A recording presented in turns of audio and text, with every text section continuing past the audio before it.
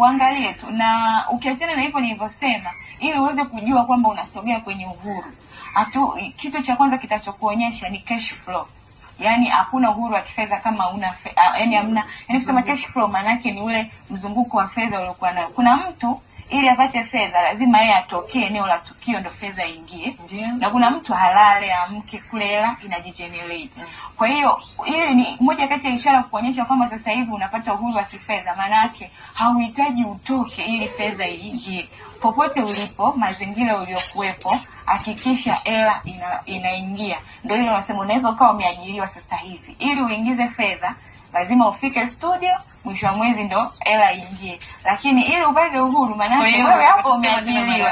Hapo umeajiriwa, lakini unaweza ukawa na biashara nyingine au sio tu biashara. Kuna vitu vingi, kuna mambo ya dividends, kuna mambo ya loan, kwamba hela inaingia, sio lazima wewe uwepo. Hiyo ni hatua ya kwanza, hiyo ni ishara ya kwanza. Lakini ishara ya pili tunasema earning ability.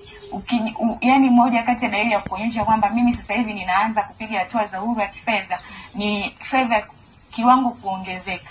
Nakuta mtu anafanya kazi hiyo miaka 10. Fedha yani mshahara wake ni ule ule.